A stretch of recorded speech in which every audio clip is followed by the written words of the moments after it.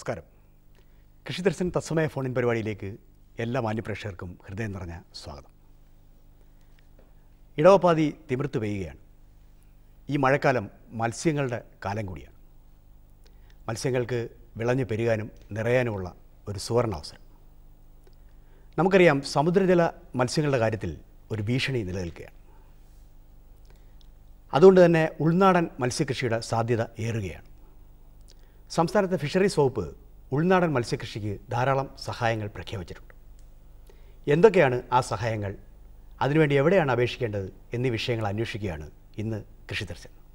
നമ്മോടൊപ്പം ഈ പ്രോഗ്രാമിൽ അതിഥിയായി ചേരുന്നത് സംസ്ഥാന ഫിഷറീസ് വകുപ്പിൻ്റെ ജോയിൻറ്റ് ഡയറക്ടറും മത്സ്യ സമൃദ്ധി പദ്ധതിയുടെ സ്പെഷ്യൽ ഓഫീസറുമായ ശ്രീ അജയനാണ്.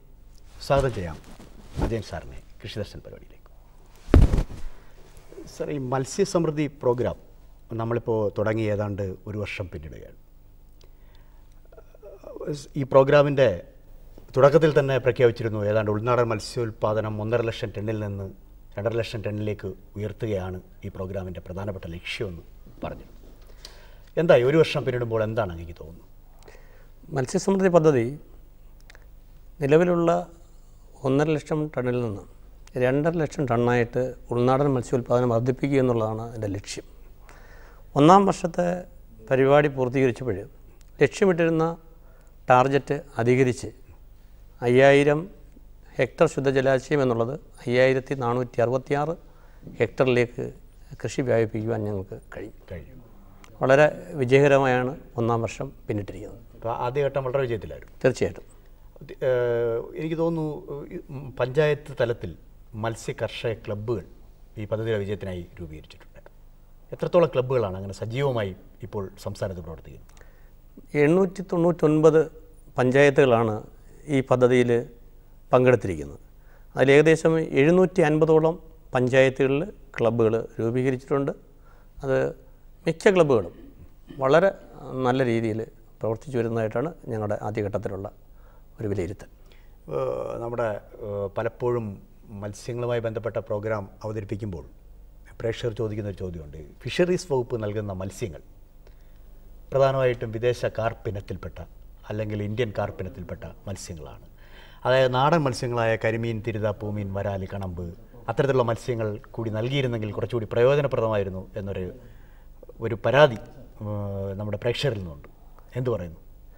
അതിൽ 2 കാര്യങ്ങളാണ് പ്രധാനമായിട്ടും. മത്സ്യകൃഷി നടത്തുവാൻ ഉദ്ദേശിക്കുന്ന ഒരു കർഷകന് ഏറ്റവും ആവശ്യമായിട്ട് മത്സ്യവിത്തിൻ്റെ ലഭ്യതയാണ്. നമ്മുടെ വളർത്തു മത്സ്യങ്ങൾ, കാർപ്പ് മത്സ്യങ്ങളിൽ വ്യക്തമായിട്ട് മത്സ്യവിത്ത് ഉൽപ്പാദിപ്പിക്കാൻ കഴിയുന്ന തരത്തിലുള്ള ഒരു ടെക്നോളജി നമുക്ക് ലഭ്യമാണ്. അതേസമയം ഒരു കൊമേഴ്ഷ്യൽ അടിസ്ഥാനത്തിൽ നാടൻ മത്സ്യങ്ങളായ കരിമീൻ്റെയും വരാലിൻ്റെയും ഒക്കെ നമ്മൾ മത്സ്യക്കുഞ്ഞുങ്ങളെ ഉൽപ്പാദിപ്പിക്കുന്നുവെങ്കിലും കാർപ്പ് മത്സ്യത്തോളം വിജയകരമായി നമുക്ക് അത് ഉൽപ്പാദിപ്പിക്കാൻ കഴിയുന്നില്ല എന്നുള്ളത് ഒരു യാഥാർത്ഥ്യമാണ്. ഇപ്പോൾ മത്സ്യസമൃദ്ധിയുടെ സ്പെഷ്യൽ ഓഫീസർ എന്ന നിലയിൽ ധാരാളം സ്ഥലങ്ങളിൽ വിളവെടുപ്പിനായിട്ട് അങ്ങ് പോയിട്ടുണ്ടോ? എങ്ങനെയായിരിക്കും അവിടെ പോയപ്പോഴുണ്ടായ ഒരു അനുഭവം? പല ജില്ലകളിലും ഞങ്ങൾ വിളവെടുപ്പിനായിട്ട് പോയിട്ടുണ്ട്. ഉദാഹരണമായി വയനാട് ജില്ലയിലെ മുള്ളൻകൊല്ലി പഞ്ചായത്ത് വെച്ച് ബഹുമാന്യനായ സംസ്ഥാന ഫിഷറീസ് വകുപ്പ് മന്ത്രി തന്നെയാണ് ഈ സംസ്ഥാന തലത്തിലുള്ള വിളവെടുപ്പ് ഉദ്ഘാടനം ചെയ്തത്. ആ സ്ഥലത്തെ സംബന്ധിച്ചോളം ജനങ്ങളൊരു ആഘോഷമായിട്ടാണ് അത് കണക്കാക്കിയത്. വളരെ രാവിലെ തന്നെ ഒരുപാട് ആളുകൾ തടിച്ചുകൂടുകയും അവിടെ ഹാർവെസ്റ്റ് ചെയ്ത മുഴുവൻ മത്സ്യവും അവിടെ തന്നെ വിറ്റഴിഞ്ഞു പോയ ഒരു കാഴ്ചയാണ് ഞങ്ങൾ കാണാൻ കഴിഞ്ഞത്. ആളുകളൊക്കെ മത്സ്യവും വാങ്ങിക്കൊണ്ട് ജീവനുള്ള മത്സ്യവുമായിട്ട് ഇങ്ങനെ പോകുമ്പോൾ റോഡിൽ നിന്നവരുടെ റോഡിലേക്ക് ഈ മത്സ്യം തെറിച്ച് വീണ് അവരത് പിടിക്കാനൊക്കെ ഇടുന്ന വലിയ തമാശയായ രംഗങ്ങളും കാണാൻ കഴിഞ്ഞു. ഈ മത്സ്യങ്ങളുടെ ഒരു വില ഫിഷറീസ് വകുപ്പ് നിശ്ചയിച്ചിട്ടുണ്ടോ? ഇത്ര രൂപയ്ക്ക് വിൽക്കാം? ഇപ്പോഴും യഥാർത്ഥത്തിൽ വളർത്തു മത്സ്യങ്ങളുടെ വില നിശ്ചയിക്കുന്നത് കർഷകർ തന്നെയാണ്. കർഷകരുടെ 80 രൂപയെ 85 രൂപ നിരക്കിൽ കാർപ്പ് മത്സ്യങ്ങൾക്ക് സർക്കാർ വില നിശ്ചയിച്ചിട്ടുണ്ട്. എങ്കിലും കർഷകർ ഇന്നത്തെ ഉൽപ്പാദന ചെലവും കൂലി പ്രശ്നങ്ങളും ഒക്കെ കണക്കാക്കുമ്പോൾ പല സ്ഥലങ്ങളിലും പല ജില്ലകളിലും ഒരു ജില്ലയിൽ തന്നെ വ്യത്യസ്തമായ വിലകളിൽ ഏതാണ്ട് ഒരു 120 രൂപ മുതൽ 200 രൂപ വരെയുള്ള നിരക്കിലാണ് ഇപ്പോൾ കർഷകർ മത്സ്യം വിറ്റ് വരുന്നതായിട്ട് ഞങ്ങൾ മനസ്സിലാക്കുന്നത്. അപ്പോൾ അങ്ങനെ വരുമ്പോൾ ഉപഭോക്താക്കൾ വഞ്ചിക്കപ്പെടുകയില്ലേ? തീർച്ചയായിട്ടും അങ്ങനെ വഞ്ചിക്കപ്പെടുമെന്ന് പറയാൻ പറ്റില്ല. കാരണം ഗുണമേന്മയുള്ള മത്സ്യം ഉൽപ്പാദിപ്പിച്ച് എടുക്കാൻ കഴിയുന്ന സർക്കാരിൻ്റെ ഫാമുകളിൽ നിന്ന് നൽകുന്ന മത്സ്യത്തിന് സർക്കാർ ഈ വില എടുക്കത്തുള്ളൂ. പക്ഷേ കർഷകർ ഉൽപ്പാദിപ്പിക്കുന്ന അവർക്ക് അതിനുള്ള സ്വാതന്ത്ര്യമുണ്ട്. മറ്റേത് ഒരു ഭാഗം സർക്കാർ വഹിക്കുന്നുണ്ട്. ഇപ്പോൾ ഈ മത്സ്യസമൃദ്ധി അതിനു മുമ്പ് മത്സ്യ കേരളവും ഒക്കെ ആയാൽ തന്നെയും കേരളത്തിൽ ധാരാളം ജലാശയങ്ങൾ, ഉദാഹരണമായിട്ട് പഞ്ചായത്തിൻ്റെ പൊതുകുളങ്ങൾ, അതോടൊപ്പം തന്നെ ഡാമുകൾ, പൊതുജലാശയങ്ങൾ, കായലോരങ്ങൾ, അങ്ങനെ ധാരാളം സ്ഥലങ്ങൾ, ജലാശയങ്ങൾ നമുക്ക് കിടപ്പുണ്ട്. പക്ഷെ അതൊക്കെ തന്നെ പലപ്പോഴും അതിൻ്റെ ഒരു പൂർണ്ണമായും അത് ഉപയോഗപ്പെടുത്താനായിട്ട് ഫിഷറീസ് വകുപ്പിന് കഴിഞ്ഞിട്ടില്ല. അതോടൊപ്പം തന്നെ ഇത്തരം പൊതുകുളങ്ങളും ജലാശയങ്ങളും ഒക്കെ തന്നെ ലീസിന് നൽകാനുള്ള ഉത്തരവ് നിലനിൽക്കുമ്പോൾ പോലും ഇതിനകത്ത് കുറച്ച് അവ്യക്തതകളുണ്ട്. എന്താണ് നമുക്ക് ചെയ്യാൻ കഴിയുക? നിലവിൽ മത്സ്യസമൃദ്ധി പദ്ധതിയിൽ നമ്മൾ സ്വകാര്യ കുളങ്ങളും അതുപോലെ തന്നെ ലീസിനെടുക്കുന്ന കുളങ്ങളിലുമൊക്കെ ആവശ്യമായ അസിസ്റ്റൻസ് കൊടുക്കുന്നു. എങ്കിൽ തന്നെയും പൂർണ്ണമായിട്ട് എല്ലാ ജലാശയങ്ങളും മത്സ്യകൃഷിയിലേക്ക് കൊണ്ടുവരാൻ നമുക്ക് കഴിഞ്ഞിട്ടില്ല. ഏതാണ്ട് നിലവിലുള്ള ഒരു 20-24% മാത്രമേ ഇപ്പോഴും നമുക്ക് ഉപയോഗിക്കാൻ പറ്റുള്ളൂ. നമുക്ക് ഏതാണ്ട് ഒരു 40%, 35-40% വരെ പൂർണ്ണമായിട്ട് ഉപയോഗിക്കാൻ കഴിയുന്നതാണ്. അപ്പോൾ അതിൽ ഈ പഞ്ചായത്തുകളുടെ അധീനതയിലുള്ള കുളങ്ങൾ ഒക്കെ പഞ്ചായത്ത് തന്നെ മുന്നിട്ട് അവരുടെ പഞ്ചായത്തിൻ്റെ പ്രസിഡൻറ്റും വൈസ് പ്രസിഡൻറ്റും മെമ്പർമാരും ഒക്കെ അതിൽ താല്പര്യം കാണിക്കേണ്ടതുണ്ട്. അവരുടെയൊക്കെ സഹായത്തോടു കൂടി നമുക്ക് SHGകളിലും അതുപോലെ ഗ്രൂപ്പുകൾ, സൊസൈറ്റികൾക്ക് ഒക്കെ ഇത് വളരെ ചെറിയ നോമിനൽ റെൻറ്റ്, ഒരു വാടക നിശ്ചയിച്ചുകൊണ്ട് അവർക്ക് വിട്ടുകൊടുക്കുകയാണെങ്കിൽ വളരെയധികം സ്ഥലങ്ങളിൽ നമുക്ക് ഈ മത്സ്യകൃഷി വ്യാപിപ്പിക്കാൻ കഴിയും. അത്തരത്തിലുള്ള പദ്ധതികൾ ഫിഷറീസ് വകുപ്പ് ആവിഷ്കരിക്കുന്നു. ഇപ്പോഴത്തെ ബഡ്ജറ്റിൽ തന്നെ പഞ്ചായത്തുകളിലെ മോഡൽ ഫിഷ് ഫാമുകൾ പൂർണ്ണമായിട്ടും ഗവൺമെൻറ്റിൻ്റെ ചിലവുകൾ വഹിക്കും. അത്തരത്തിലുള്ള model fish farm 50 model fish ഫാമുകൾ സ്ഥാപിക്കുവാനായിട്ട് ബഡ്ജറ്റിൽ നിർദ്ദേശമുണ്ട്. അത് ഈ മത്സ്യസമൃദ്ധി പദ്ധതിയുടെ ഭാഗമായിട്ടാണ്? മത്സ്യസമൃദ്ധി പദ്ധതിയുടെ ഭാഗമായിട്ട് തന്നെയാണ്. നമുക്കതിലേക്ക് വരാം. ഒരു കോളുണ്ട്. ഹലോ, സ്വാഗതം. കൃഷിദർശൻ, ആരാണ്? ഞാൻ സുരേഷാണ്. സുരേഷാണ്, എറിയാട് പഞ്ചായത്ത്, തൃശ്ശൂർ ജില്ല. തൃശ്ശൂർ ജില്ല. സുരേഷ്, കൃഷിയുണ്ടോ സുരേഷ്? മത്സ്യകൃഷിയുണ്ടോ? കൃഷിയുണ്ട്. ഒരു 10 സെന്റുള്ള ഒരു കുളമുണ്ട്. അപ്പൊ അതില് മത്സ്യം വളർത്തുന്നതിനായിട്ട് ഞാൻ എവിടെയാണ് അപേക്ഷ നൽകേണ്ടത്? സാറുണ്ട്, അജയൻ സാറുണ്ട്, സാറിനോട് ചോദിച്ചോ. സുരേഷ് തൃശ്ശൂർ ജില്ലയിലാണ്. സുരേഷിൻ്റെ ഈ എരിയാടെന്ന് പറയുന്ന സ്ഥലം എന്നാണ് എൻ്റെ ഓർമ്മ. അപ്പോൾ ഈ തൃശ്ശൂർ ജില്ലയിൽ നമ്മുടെ തിരുവമ്പാടിയിലാണ് ഫിഷറീസിൻ്റെ ജില്ലാ ഓഫീസ്. ഫിഷറീസിൻ്റെ ജില്ലാ ഓഫീസിൽ അതിന് ഉള്ള അപേക്ഷ നൽകാവുന്നതാണ്. പഞ്ചായത്തിൽ അതിനുള്ള സംവിധാനമൊന്നുമില്ല സാർ? പഞ്ചായത്തുകളിൽ നമ്മൾ അക്വാകൾച്ചർ, നിങ്ങളുടെ പഞ്ചായത്തിൽ ഒരു അക്വാകൾച്ചർ കോർഡിനേറ്ററെ നിയമിച്ചിട്ടുണ്ട്. ആ കോർഡിനേറ്ററുടെ വശവും നിങ്ങൾക്ക് ഈ അപേക്ഷാഭാരം നൽകാവുന്നതാണ്. ഇതിനുള്ള സമയപരിധി കഴിഞ്ഞിട്ടുണ്ടോ സാർ? ഇല്ല. ഇപ്പോൾ നിങ്ങൾക്ക് എപ്പോൾ വേണമെങ്കിലും കൊടുക്കാം. ഇപ്പോൾ ശുദ്ധജല മത്സ്യകൃഷിക്കാണെങ്കിൽ ഉടനെ തന്നെ അപേക്ഷ നൽകാവുന്നതാണ്. സുരേഷ്, മനസ്സിലായല്ലോ? പഞ്ചായത്തിൽ അക്വാകൾച്ചർ കോർഡിനേറ്ററെ സമീപിക്കുക, അതല്ലെങ്കിൽ ഫിഷറീസ് ഓഫീസുമായി ബന്ധപ്പെടണം. തിരുവമ്പാടി. വിളിച്ചതിന് വളരെ നന്ദി. വീണ്ടും പഠിക്കും. സാറേ, ഈ നമ്മൾ ഇപ്പോൾ നമ്മുടെ ഈ പ്രോഗ്രാം കണ്ടുകൊണ്ടിരിക്കുന്നത്, ഇപ്പോൾ സുരേഷിനെ പോലെയുള്ള നിരവധി ആളുകൾ നമ്മുടെ ഈ പ്രോഗ്രാം കണ്ടുകൊണ്ടിരിക്കുകയാണ്. ഈ പ്രോഗ്രാം കണ്ടുകൊണ്ടിരിക്കുന്ന ചെറുപ്പക്കാർക്ക് തങ്ങളുടെ ഒരു പഞ്ചായത്തിലെ ഒരു പൊതുകുളം അല്ലെങ്കിൽ എവിടെയെങ്കിലും മുനിസിപ്പാലിറ്റിയിലെ ഒരു പൊതുകുളം ലീസിനെടുത്തൊരു കൃഷി ചെയ്യണം എന്ന് താല്പര്യമുണ്ടെങ്കിൽ അവരാരെയാണ് സമീപിക്കേണ്ടത്? എന്തൊക്കെ സഹായങ്ങളാണ് ഫിഷറീസ് വകുപ്പ് നൽകുന്നത്? അത്തരത്തിൽ ഒരു പദ്ധതി നടപ്പാക്കുന്ന ആദ്യമായിട്ട് അവർ ബന്ധപ്പെടുന്ന ആ പഞ്ചായത്തിൽ ഇപ്പോൾ ഞങ്ങൾ മത്സ്യസമൃദ്ധി പദ്ധതിയുടെ ഭാഗമായിട്ട് ഒരു അക്വാകൾച്ചർ കോർഡിനേറ്റർമാരെ നിയോഗിച്ചിട്ടുണ്ട്. പക്ഷേ ഈ കോർഡിനേറ്റർമാർ മിനിമം ഒരു 20 കർഷകരെങ്കിലും ഉള്ള പഞ്ചായത്തുകളിലാണ് നമ്മൾ നിയോഗിച്ചിട്ടുള്ളത്. അല്ലെങ്കിൽ ഒരു 5 ഹെക്ടർ ഏരിയയെങ്കിലും ഉണ്ടാകണം. അല്ലാതെ അങ്ങനെ അവർക്ക് അക്വാകൾച്ചർ കോർഡിനേറ്ററുടെ വശം ആപ്ലിക്കേഷൻ കൊടുക്കാം. പ്രധാനമായിട്ടും അവർ ആദ്യം ചെയ്യേണ്ടത് അതാത് ജില്ലയിലെ മത്സ്യകർഷക വികസന ഏജൻസി അല്ലെങ്കിൽ ജില്ലാ ഫിഷറീസ് ഓഫീസറുമായിട്ട് നേരിൽ കണ്ട് അവരുടെ സാങ്കേതിക ഉദ്യോഗസ്ഥരുടെ അഭിപ്രായങ്ങൾ ശേഖരിച്ച് അപേക്ഷകൾ നൽകുകയും ആ സാങ്കേതിക ഉദ്യോഗസ്ഥർ ഈ സ്ഥലം സന്ദർശിക്കുകയും അനുയോജ്യമാണെന്നെങ്കിൽ അതിനാവശ്യമായിട്ടുള്ള സാങ്കേതിക സാമ്പത്തിക സഹായങ്ങൾ നിലവിൽ നൽകാനുള്ള വ്യവസ്ഥകളുണ്ട്. ഈ സാങ്കേതിക സാമ്പത്തിക സഹായങ്ങൾ എന്ന് പറയുമ്പോൾ എന്തൊക്കെയാണ് നൽകുന്നത്? അത് ഒരു സ്ഥലം കൃഷി ചെയ്യുന്നതിന്, മത്സ്യകൃഷി ചെയ്യുന്നതിന് ഒരു സ്വല്പം കാര്യങ്ങൾ അടിസ്ഥാനപരമായി അറിഞ്ഞിരിക്കേണ്ടതുണ്ട്. കാരണം ജലത്തിൻ്റെ ഗുണനിലവാരം, ഏത് മത്സ്യം എത്ര നാൾ അതിൽ നിക്ഷേപിച്ചാൽ വളർച്ച, എന്തൊക്കെയാണ് തീറ്റ കൊടുക്കേണ്ടത്, അങ്ങനെയുള്ള ഒരു ട്രെയിനിങ് പരിശീലന പരിപാടികൾ ഈ ആളുകൾക്ക് ഞങ്ങൾ നൽകും. അതുകൂടാതെ തന്നെ ഇതിനാവശ്യമായിട്ടുള്ള ഇൻപുട്ട് എന്ന് പറയുമ്പോൾ മത്സ്യവിത്ത്, വളം എന്നിവയാണ്. അത് നൽകുന്നുണ്ട് സൗജന്യമായി, പൂർണ്ണമായിട്ടും സൗജന്യമായിട്ട് നടക്കുന്നുണ്ട്. നമുക്ക് അതിലേക്ക് വരാം. ഒരു കോളുണ്ട്. ഹലോ, സ്വാഗതം. കൃഷിദർശൻ, ആരാണ്? ഹലോ. പേര് പറയൂ. ശ്രീധരൻ നായർ, ചേപ്പാട് പഞ്ചായത്ത്, ആലപ്പുഴ ജില്ല. ആലപ്പുഴ ചേപ്പാട് നിന്ന് ശ്രീധരൻ നായർ. കൃഷിയുണ്ടോ? മത്സ്യകൃഷിയുണ്ടോ? മത്സ്യകൃഷിയില്ല, മത്സ്യകൃഷിയുടെ അനുഭവം പറയാനാ. തീർച്ചയായിട്ടും പറഞ്ഞോളൂ. അജയൻ സാർ, അദ്ദേഹം ആലപ്പുഴ ജില്ലയിൽ തന്നെ ജോയിന്റ് ഡയറക്ടർ ആയിരുന്നു ഫിഷറീസിന്റെ. ഞാൻ ചേപ്പാട് പഞ്ചായത്തിൽ നിന്നാണ്, ആലപ്പുഴ ജില്ലയിൽ. ശ്രീധരൻ പറയൂ. ഞങ്ങളുടെ പഞ്ചായത്തിൽ കഴിഞ്ഞ വർഷം ഈ മത്സ്യസമൃദ്ധിയുടെ ഭാഗമായിട്ട് പലർക്കും ഈ മത്സ്യക്കുഞ്ഞുങ്ങളെ കൊടുത്തു. പക്ഷെ ഒരു മത്സ്യം പോലും ഉൽപ്പാദിക്കപ്പെട്ടില്ല. എല്ലാവരുടെയും മത്സ്യക്കുഞ്ഞുങ്ങൾ ഒന്ന് കുളമില്ലാത്തവർക്കും കൊടുത്തു, കുളമുള്ളവർക്കും കൊടുത്തു. പക്ഷെ എല്ലാവരുടെയും ഈ കുളമുള്ളവരുടെ തന്നെ എല്ലാം ഒരാഴ്ചയ്ക്ക് എല്ലാം ചത്തുപോയി. ശ്രീധരൻ നായര്, ഈ പറയുന്ന വാദത്തിനോട് ഞാൻ പൂർണ്ണമായിട്ടും വിയോജിക്കുന്നു.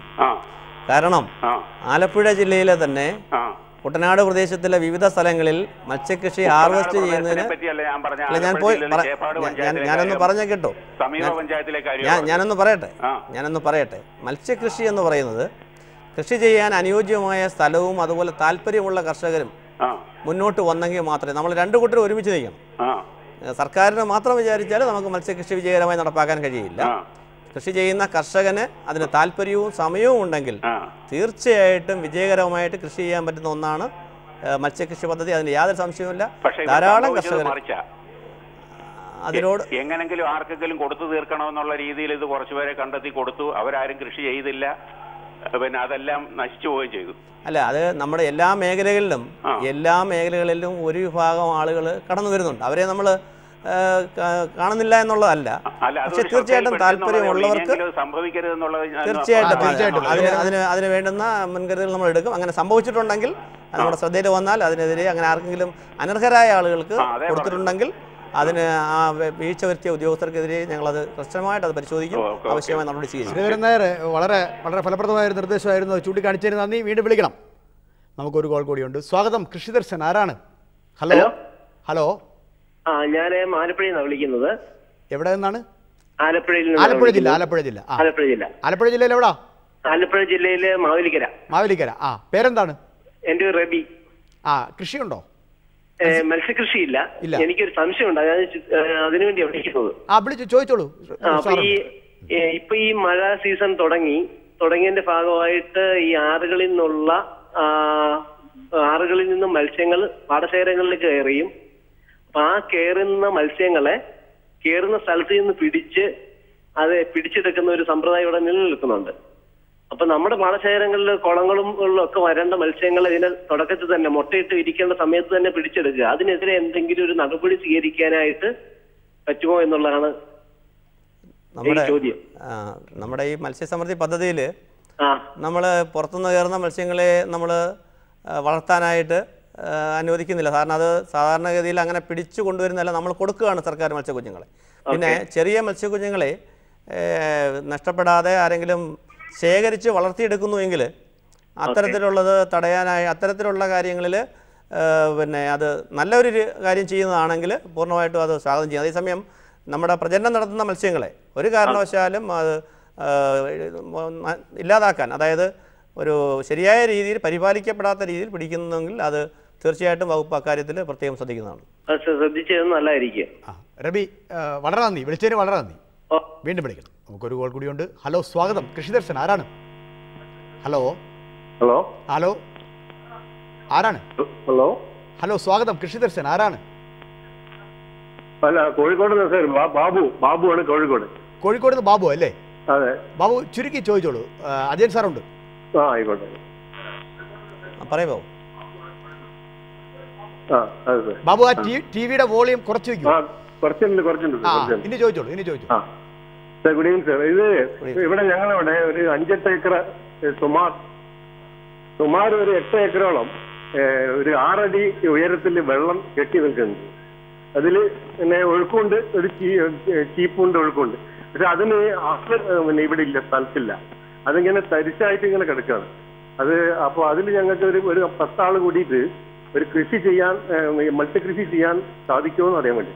ബാബു, തീർച്ചയായിട്ടും അത് ബാബു കോഴിക്കോട് ജില്ലയിൽ വെസ്റ്റ് ഹില്ലിലാണ് നമ്മുടെ ഓഫീസ്. ഫിഷറീസ് ഡെപ്യൂട്ടി ഡയറക്ടർ ഓഫീസിൽ നേരിട്ട് സമീപിക്കാം. അതല്ലെങ്കിൽ ബാബുവിൻ്റെ പഞ്ചായത്തിൽ കോർഡിനേറ്റർമാരുണ്ടോ എന്ന് അന്വേഷിക്കുക. അവരാവശ്യമായിട്ടുള്ള സഹായം ബാബുവിന് തീർച്ചയായിട്ടും ചെയ്തു. ബാബു വിളിച്ചതിന് നന്ദി. വീണ്ടും വിളിക്കണം.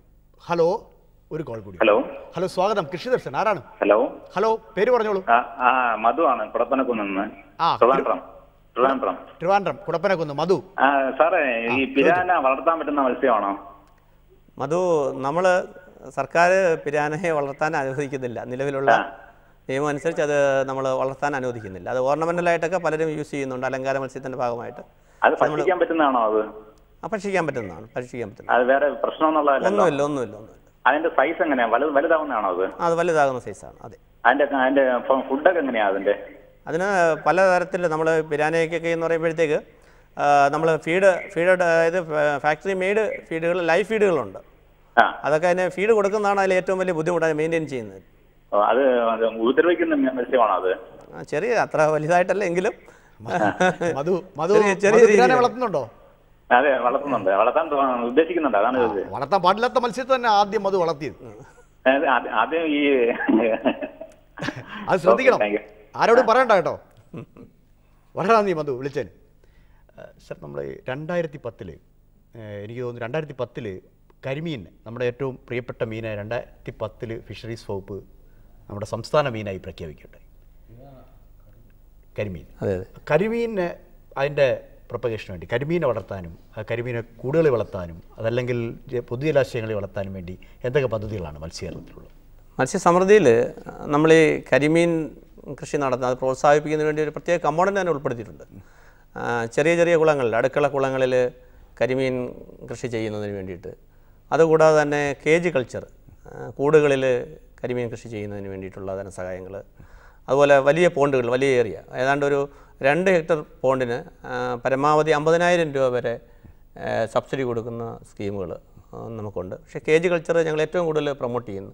അതുപോലെ ഈ ചെറിയ മത്സ്യ വിത്ത് കരിമീൻ്റെ കുഞ്ഞുങ്ങളെ റിയറിങ് യൂണിറ്റ്, ചെറിയ കുഞ്ഞുങ്ങളെ കൊണ്ടുവന്നിട്ട് അത് സ്വല്പം വലുതാക്കി ആവശ്യമുള്ളവർക്ക് വിതരണം ചെയ്യുന്ന പേൾ സ്പോട്ട് റിയറിങ് യൂണിറ്റുകൾക്കും ആവശ്യമായിട്ടുള്ള സഹായങ്ങൾ ഈ പദ്ധതിയിൽ ഉൾപ്പെടുത്തിയിട്ടുണ്ട്. പക്ഷേ കരിമീൻ്റെ കുഞ്ഞുങ്ങളെ കിട്ടാനില്ല എന്നാണ് വ്യാപകമായ പേര്.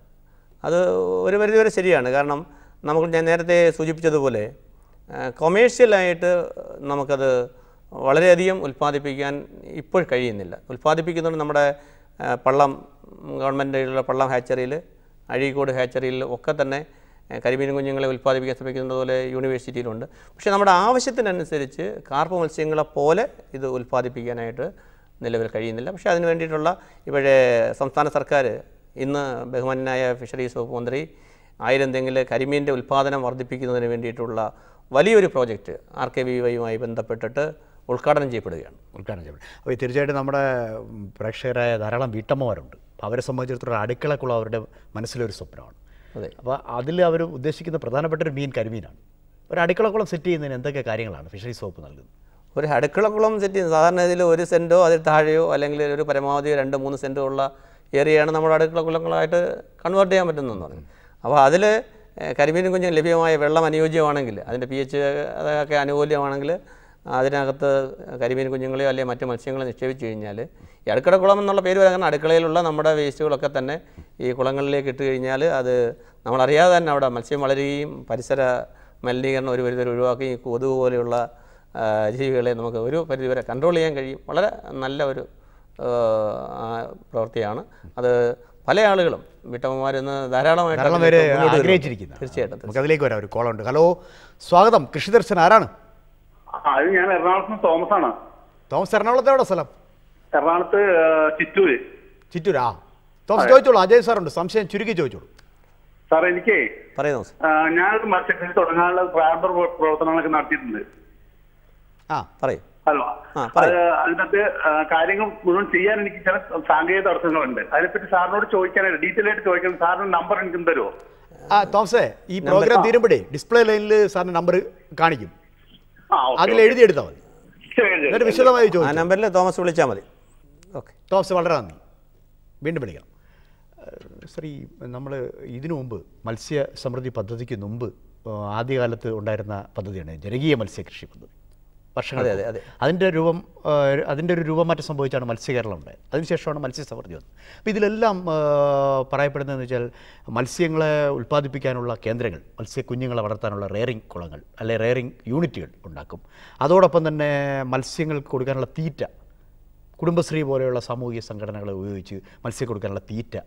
അതോടൊപ്പം തന്നെ ഏറ്റവും പ്രധാനപ്പെട്ട ഒരു പ്രശ്നമാണ് ഇന്ന് ഹാർവെസ്റ്റ്. അതായത് മത്സ്യത്തിൻ്റെ വിളവെടുപ്പ് സമയത്ത് അവരെ സഹായിക്കാനായിട്ട് കുറച്ച് ആളുകൾ, ഒരു സൈന്യം ഇല്ല എന്നൊക്കെ ഉള്ളത്. ഇതിനൊക്കെ എന്തെങ്കിലും പരിഹാരം മത്സ്യസമൃദ്ധിയിൽ ഉണ്ടാക്കാൻ കഴിയും? ഇതിൽ തീറ്റയുടെ കാര്യത്തിൽ നമ്മുടെ ഇപ്പം കാർപ്പ് മത്സ്യങ്ങൾ വളർത്തുന്നതിന് വേണ്ടി നമ്മുടെ കർഷകർ ഫാക്ടറി മെയ്ഡ് തീറ്റകളല്ല ഉപയോഗിക്കുന്നത്, ലോക്കൽ ആയിട്ടുള്ള തീറ്റകൾ. അത് ഈ തവിടും പിണ്ണാക്കും ഒക്കെ അത് കുടുംബശ്രീ യൂണിറ്റുകളും അതുപോലെ തന്നെ മറ്റ് സൊസൈറ്റികളും ഒക്കെ തന്നെ അത് ഏറ്റെടുക്കുന്നുണ്ട്.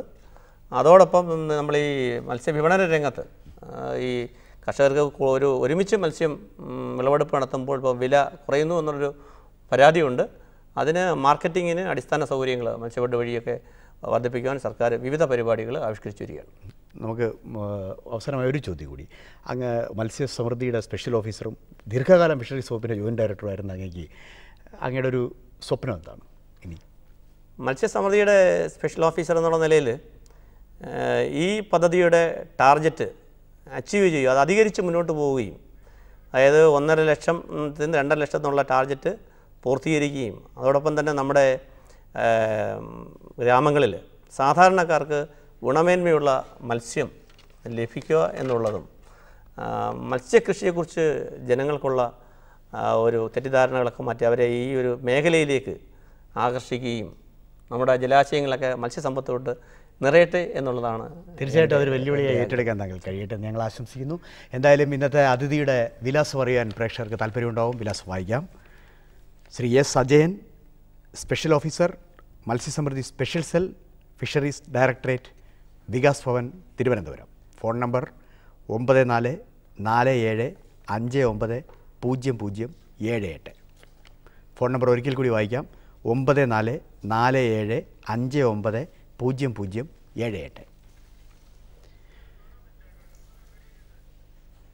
തീർച്ചയായും സമയക്കുറവുകൊണ്ട് കൃഷിദർശൻ തത്സമയ ഫോണിൻ പരിപാടി ഇവിടെ അവസാനിപ്പിക്കുകയാണ്. എന്തായാലും ഒരുവന് ഒരു മത്സ്യം കൊടുത്താൽ അതവൻ അന്നത്തെ ആഹാരമാകുന്നു എന്നാണ് പഴമൊഴി. എന്നാൽ ഒരുവന് മത്സ്യകൃഷി പഠിപ്പിച്ചാൽ അതവൻ എന്നത്തെയും ആഹാരമാകുന്നു എന്നുള്ളതിൻ്റെ സന്ദേശങ്ങളാണ് ശ്രീ അജയൻ സാർ നമുക്ക് നൽകുന്നത്. അദ്ദേഹത്തിന് നന്ദി പറയുന്നതോടൊപ്പം കൃഷിദർശൻ പരിപാടി കാണുകയും പ്രതികരിക്കുകയും ചെയ്യുന്ന എല്ലാ മാന്യപ്രേക്ഷകർക്കും ഒരിക്കൽ കൂടി നന്ദി രേഖപ്പെടുത്തുന്നു. കൃഷി മൃഗസംരക്ഷണവുമായി ബന്ധപ്പെട്ട നിങ്ങളുടെ എല്ലാ സംശയങ്ങൾക്കും വിളിക്കുവാൻ മറക്കരുത്. കൃഷിദർശൻ തത്സമയ ഫോണിൻ പരിപാടി എല്ലാ വെള്ളിയാഴ്ചയും വൈകുന്നേരം 5:45 DD കേരളം ചാനലിൽ.